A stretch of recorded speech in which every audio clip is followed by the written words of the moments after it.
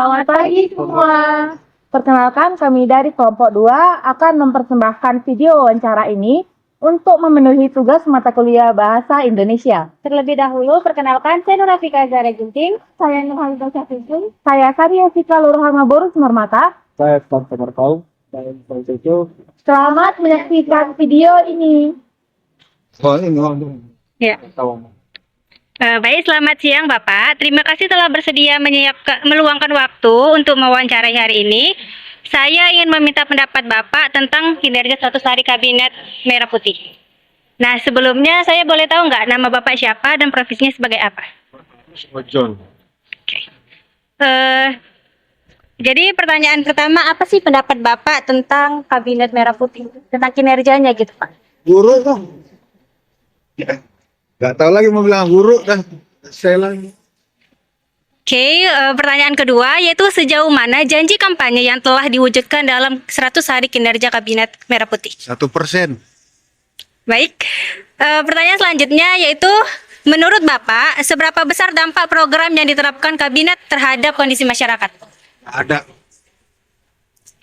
Pertanyaan selanjutnya, apa pesan dari Bapak terhadap pemerintah ke depannya khususnya dalam mewujudkan program-program yang sudah berjalan? Mana? Apa pesan dari Bapak untuk program-program yang berjalan gitu di kabinet ini? Jauhi korupsi. Jauhi nepotisme. Jauhi kekuasaan yang tidak menyehatkan. Tengok ke masyarakat. Selesai. Baca. Terima kasih ya Bapak atas waktunya. Semoga wawancara ini dapat memberikan manfaat bagi kami dalam memahami perspektif masyarakat terhadap kinerja pemerintah. Terima kasih Pak. Selamat pagi Pak, terima kasih telah bersedia meluangkan waktu untuk wawancara ini. Iya, Saya meminta pendapat Bapak mengenai kinerja 100 hari pertama Kabinet Merah Putih. Sebelumnya, apakah saya boleh mengetahui nama dan profesi Bapak? Boleh. nama Ilham, profesi ojek online lah. Oh, ya Pak. Untuk pertanyaan pertama, bagaimana pandangan Bapak terhadap kinerja 100 hari pertama Kabinet Merah Putih? Ya pandangannya saat ini kita yang di daerah gini belum ini sih belum kelihatan lah belum nampak kan gitu. Tapi kalau untuk di kota Medan sendiri ya udah ada lah kinerja udah terlihat lah kan gitu kan. Kayak revitalisasi lapangan Merdeka kan gitu kan. Terus yang lain-lain juga udah kita nikmati lah gitu loh. Ya Pak. Untuk pertanyaan kedua, menurut Bapak sejauh mana janji kampanye telah diwujudkan dalam 100 hari Kabinet Merah Putih? Sama untuk di daerah juga kan gitu kan. Kita manfaatnya yang kita apakan saat ini ya program dari wali kota sebelumnya kayak Pak Bobi kan program UHC kan gitu. Tuh berobat gratis gitu. Mulai menggunakan KTP gitu. Ya cukup lah puas lah gitu. Pak, yang berikutnya, menurut Bapak seberapa besar dampak program yang diterapkan Kabinet terhadap kondisi masyarakat? Dampaknya ya besar lah gitu, sangat besar lah gitu kan. Ya untuk masyarakat semuanya ya harapannya untuk di setiap daerah ya program-program yang diajukan di saat kampanye bisa realisasi lah intinya begitulah. Oke. Apa pesan dari Bapak terhadap pemerintah ke depannya, khususnya dalam melanjutkan program-program yang sudah berjalan? Pesannya kurangilah koruptor-koruptor itu yang di pusat-pusatkan gitu. Ya maupun di pusat ataupun di daerah dikurangi karena kita ya ke masyarakat lah intinya gitu loh. Karena masih banyak masyarakat juga yang di bawah-bawah minimum kan semua kan gitu. Itu aja harapannya. Baik, terima kasih atas waktu dan pendapat yang telah Bapak sampaikan. Semoga wawancara ini dapat memberikan manfaat bagi kami dalam memahami perspektif masyarakat terhadap kinerja pemerintah. Iya, sama. Selamat siang, Bang. Terima kasih telah meluangkan waktu untuk wawancara ini. Saya ingin meminta pendapat Abang mengenai kinerja 100 hari pertama Kabinet Merah Putih. Sebelumnya, apakah saya boleh mengetahui nama dan profesi Abang? Nama saya Fajar. Saya bekerja di Pusat Bahasa Usu. Terima kasih Bang. Bagaimana pandangan Abang terhadap kinerja 100 hari pertama Kabinet Merah Putih? Untuk saya sejauh ini sudah sangat bagus. Tetapi kalau boleh jujur, saya tidak terlalu mengetahui tentang apa yang sedang terjadi atau apa yang akan dilakukan oleh Kabinet Merah Putih, karena saya tidak terlalu mendalami di bagian politik. Tapi menurut saya sejauh ini sangat bagus.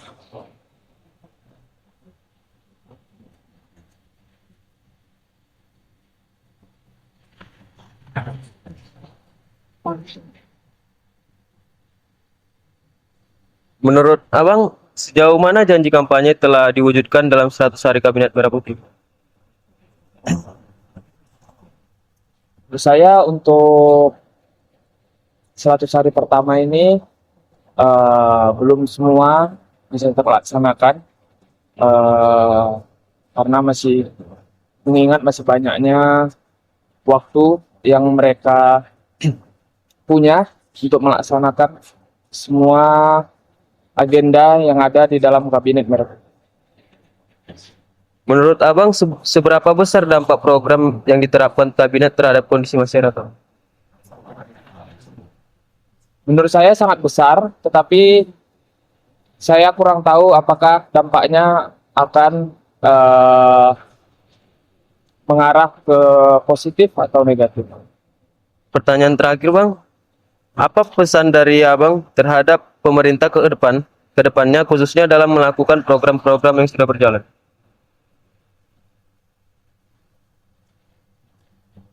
Saran saya untuk pemerintah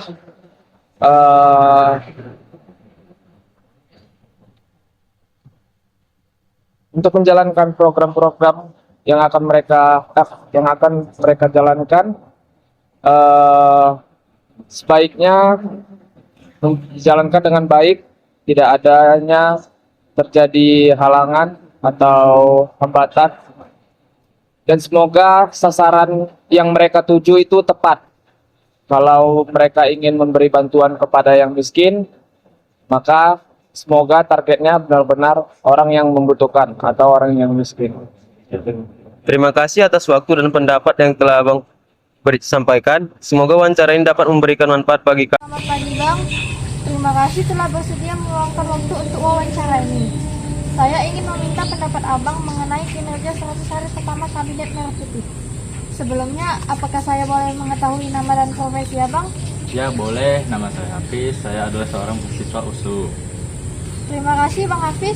Bagaimana pandangan Abang terhadap kinerja 100 hari pertama Kabinet Merah Putih? Tidak konsisten, karena katanya ingin menghemat anggaran. Ternyata kabinet makin gemuk. Menurut Abang Hafiz, sejauh mana janji kampanye telah diwujudkan dalam 100 hari Kabinet Merah Putih? Sejauh ini sih masih makan siang gratis Kak, tapi itu pun belum seluruh Indonesia. Menurut saya makan siang gratisnya diubah aja jadi pendidikan gratis Kak. Menurut Bang Hafiz, seberapa besar dampak program yang diterapkan kabinet terhadap kondisi masyarakat? Sangat besar, misalnya penghematan anggaran, membuat banyak masyarakat yang kehilangan pekerjaannya. Apa pesan dari Bang Hafiz terhadap pemerintah ke depannya, khususnya dalam melanjutkan program-program yang sudah berjalan? Makan siang gratis, mending diubah jadi pendidikan gratis. Rampingkan kabinet. Kita tidak butuh banyak